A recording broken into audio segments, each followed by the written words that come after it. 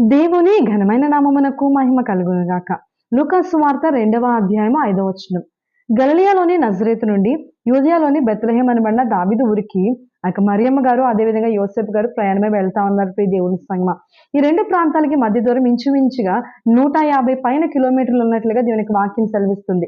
మరి గమనించినట్లయితే ఆ యొక్క బెత్లెహేం ఎలాగుందంటే కొండ ప్రదేశం, ఒక ఎత్తైన ప్రాంతంగా ఉంది. ఆమె నిండు చులాలైనటువంటి మరియమ్మ గారు ఆమె ఎక్కుతూ వెళ్తా ఉంది. ప్రియ దేవుని సంగమ, చూడండి, క్రీస్తు ప్రభువు వారి జననము కొంత కష్టతరమైనదిగా ఈమెను చూస్తే మనకు అర్థమవుతుంది. ప్రియ దేవుని సంగమ, కానీ ఒక్క మాట చెప్పడానికి ఇష్టపడుతున్నాను. మరియమ్మ గారు యోసేపు గారు ప్రభు కొరకు ఏమైతే ప్రయాసపడుతున్నారో, ప్రభునందు ప్రయాసపడిన ఏ ప్రయాస కూడా వ్యర్థము కాదండి. నీవు నేను ప్రభు కొరకు నిలవబడితే అది మనలో ప్రయాస కానివ్వడు. మనం ఆరాధిస్తున్నటువంటి దేవుడు, అట్టి దేవునికి పిల్లలుగా మనం ఉండడం మన భాగ్యము. క్రీస్తు జననము ప్రయాసతో కూడినది ఎంత మాత్రము కాదు. Praise lord.